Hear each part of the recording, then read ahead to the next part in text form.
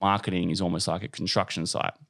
It's splintered. There's lots of different departments to erect a building, right? Whether it's plumbing and carpentry and electricians, and digital marketing is almost the same. You've got SEO, you've got web development, you've got content, you've got Facebook advertising, Google advertising, content production, videos, photos. The list goes on. So rather than trying to build a multi-scale agency that does everything for everybody, there's no niche in that. Very hard to get ahead. And sure, there's big agencies out there that do everything and they do it well, but they've got a team of 100. And as a small business, I think the way to sort of cut through the clutter in such a saturated environment is to have that niche. So we purely just focus on revenue generating activities online. So every dollar that a client puts in on our channels that we manage for them, we're looking to get at least 2 or 3 times more, and some clients getting 20 times more. I actually found that all the small ones for us were obviously just a bit too small. They didn't have the capabilities. Yeah. The big ones, they didn't really give a fuck. You don't know who you're talking to. There's so many people. It just nothing happened. It's cookie cutter approach. Yeah. And I think the best digital marketing agencies are the boutique agencies of whom understand exactly who their client is. Yes. So they've got a niche. Your niche was always Facebook. I mean, if you ask most of the members in CUB, they all know you as king of Facebook ads. That's where I go. So you've got that. Yeah. You've got that title, the Brad Pitt the Facebook guy.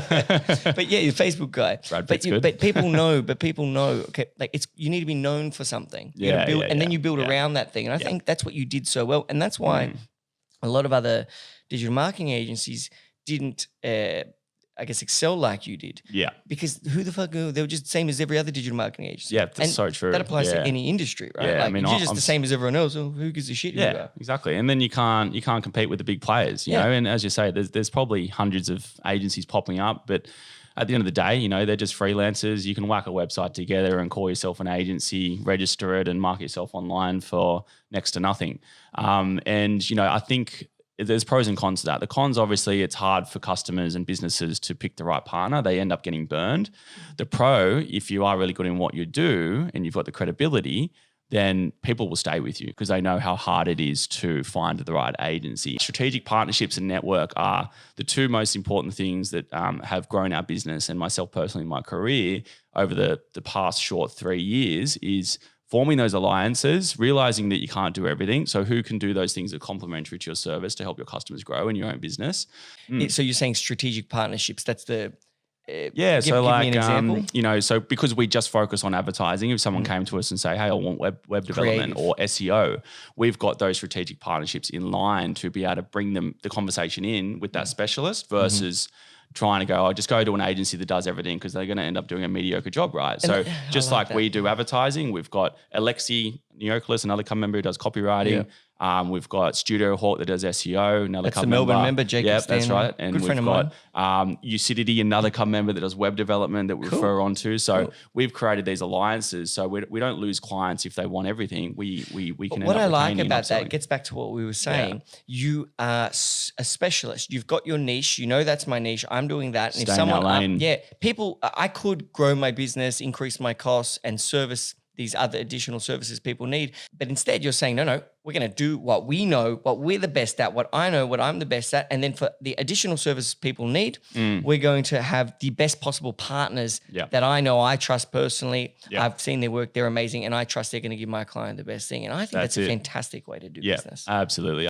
If you look at what makes a business tick, we mentioned having a point of difference. We mentioned having a niche, right? We mentioned understanding your customer, having the right building blocks in place. So if I get an application through, we ask those necessary questions around what stage of business you're in, what are you currently doing right now, your service, your product, your website. And I think as I said, the key fundamentals to make a fit to I guess market and advertise and then start investing money in advertising, whether it's Facebook or Google, they need to have a point of difference in the market against their competitors. So what is their USP? They need to have a niche. So they need to understand who their customer is and how to reach that customer. They need to have a proven offer. They can't just go, hey, book in for a call. What is their offer? You guys were doing free tours, getting people in, having a look at the Cub house, and then sort of taking through that sales process. So what we like to call a lead magnet or a trigger, and understanding the nerve of that business. And then they need to have, they need to be established enough to be able to convert the traffic or leads we give them. So for e-commerce, they need to have a website that's already, ticking along. It works. And it's working, It's right? not a piece of shit. It's not like, hey, I slapped together a website, or I'm on Amazon, can you help me? He's like, no. You need to have a website that's got the data coming through, that's already converting organically to then be able to go and start advertising. Otherwise, it's going to take you a lot of time and you're going to waste a lot of money if you just build a website and start advertising. You need to get the traffic through to that website, right? And so once those things are there, what are things people should know about digital marketing? How should they manage it? What should they look out for? What should their agencies be giving them on a daily, weekly, monthly, or whatever? Yeah, I think transparency is key. So we send out reporting every week. We jump on phone calls as much as possible. It's a weekly report. And what's on that report? What's it measuring? We look at, so because we're direct response, right? Everything that we do, whether it's on Google, Pinterest, Facebook, programmatic, we can measure $1 to a return. So a KPI is either going to be a lead for a service-based business, or an event registration, or if you're e-commerce, it's a purchase. So e-commerce is particularly more black and white. For every e-commerce brand we work with, we know the return on ad spend, which is ROAS, right? So what the business needs to be looking at is, so for every dollar I spend with this agency, they need to be able to show a return. How many dollars am I getting? And if that agency can't track that for you, they're doing something fundamentally wrong. I remember walking down the street, and in our old office, we were neighbours to a gin company. And I remember seeing their billboard when I was living in Paddington. And I saw the billboard and I'm like, oh, how cool would it be to have an alcohol brand? We're social. My family are in hospitality. My dad used to work in nightclubs. We've got pubs in Sydney. My brother works with my family, and it so happened that I've created the agency that I'm sort of doing my own thing. But I said, what could be a cool product to do? And I go, let's start a whiskey label. And I called my brother. He called me back straight away. He's like, in. And then I'm like, you know what? Whiskey's hard to sell. You got to, it's a long process. We don't really know much about it, even though we like drinking it. And then I go, what's easy to sell? What's something that people will drink a lot of? And rosé. Well, I'll be drinking it. It's my favorite. We drink rosé every Friday at CUB. Without a doubt. That's one of the reasons why I come to CUB every Friday.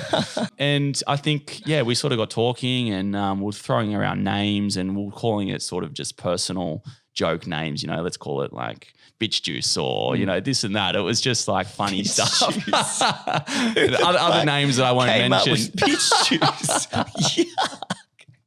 That sounds a horrible name for rosé. Thank God you did not call it bitch it was just a funny joke right at the start. And then we're calling it other names I'm not going to mention. God, thank God you came up with Bondi Rosé. No. So this is another cool story, right? It's segueing. I'm going to get there eventually. Something Ali G would call his rosé. It's like the Fat Jewish, right? He created rosé. He killed it, sold it, and then Post Malone's created another one recently. It's called Mason 9. Anyway, so there's all these rosé companies getting sold for crazy amounts of money. I've been taking up painting the past 2 years, right? So that's another one of my hobbies, and I guess channels my creativity. Been doing lots of pieces, and I painted. My first painting I did with that in that studio a year and a half ago was Bondi, a picture of Bondi, right? Bondi Beach. It's so Australia. And I've just moved to Bondi too. And I'm from Cronulla. And I was sitting in my office, and it was during lockdown. And I'm like, I'm just not settled on any of the names that we've thrown around. And then I'm like, looked at the painting. I'm like, Bondi Rosé. So I went on GoDaddy. It's free. It was BondiRosé.com. And then I'm like, if we do other wines down the track, let's maybe Bondi Wines. So I looked it up, BondiWines.com, free too. No. And then .com.au for both of those too. So we've got Bondi Rosé, which is going to be our first launch of French tasting rosé, Australian made in Hunter Valley. Made by one of our members, Adele. Or piggyback, so using her winemaker. But she's helping through the whole process. We're helping her brand as well, market when they're doing really well. We've got Bondi wine sitting there. So if it is successful, we want to do a Chardonnay or a Pinot or whatever else, champagne, we've got Bondi wine. So there's scalability with the product. Since April 2020, direct-to-consumer wine has 6 times growth. So the industry now is booming. It's sort of at that, like it was sort of plateauing, and then since COVID, because people aren't going into stores as readily, and I think that's not just going to go back to how it was, last year. We're going to continue to consume things online and buy things online, right? So this is what we're going to be doing with Bondi Rosé, is direct to consumer, affordable. Absolutely, mate. You niched the shit out of it, made it Bondi Rosé. That is like Yeah. It's like Conor McGregor is Irish. This rosé is Proper from 12. Bondi. Yeah, you know what I mean? right. Like it's a very specific. Like no one will forget that ever. Nah, so and this was. I'm not going to forget piss juice for a while. Maybe that can be the sister company. I don't think that should be any company. but Bondi Rosé, and so basically, you're only doing what you already know how to do. Yeah. And you've partnered with someone who knows best how to make wine. And so really, you're not actually doing anything new. Nah. You're just doing something really, really We're just clever. reinventing the wheel a little bit, but I think this is one of the things that I've came up with a simple name. We also had a number. You're still going back to bitch juice, aren't you? I'm gonna get just a case bottle with that. I can picture you and your brother sitting there having a drink, saying, "God, actually, that could work."